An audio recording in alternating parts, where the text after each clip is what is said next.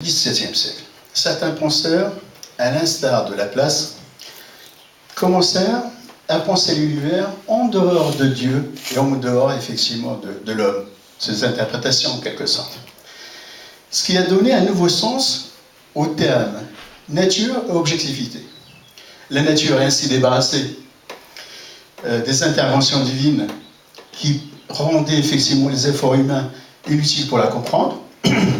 Cela n'a été possible qu'en ayant remplacé effectivement le dogme religieux, c'est-à-dire que l'Inquisition est passée par là, qu'on ait remplacé effectivement ce dogme par des théories scientifiques.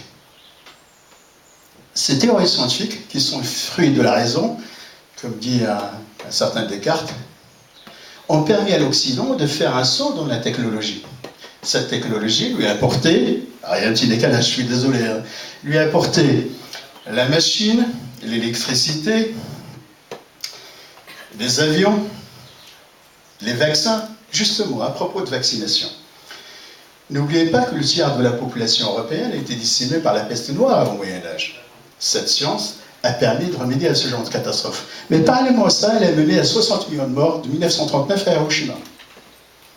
Cette science également a permis d'extraire de l'énergie du fin fond de la matière, du fin fond des atomes, du fin fond du noyau, ce qu'on appelle l'énergie nucléaire. Mais parallèlement, elle a mené à Nagasaki et Hiroshima. Elle a même donné à l'homme le don d'ubiquité, c'est-à-dire cette possibilité ou cette capacité de suivre plusieurs événements et de façon simultanée sur le globe terrestre. Grâce à quoi? Grâce à la radio, la télévision, les cybernétiques.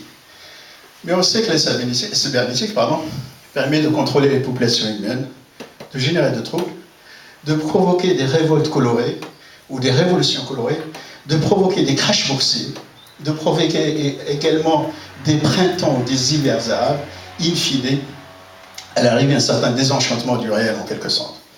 Ce désenchantement fait suite à une série de frustrations subies par l'homme au cours de son histoire.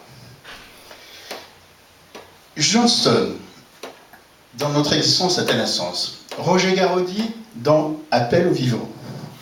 René Guénon, dans Le règne de la quantité, ont énuméré 3 types de frustrations qu'a subi l'homme au cours de son histoire, en quelque sorte.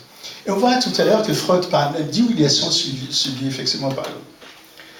La première frustration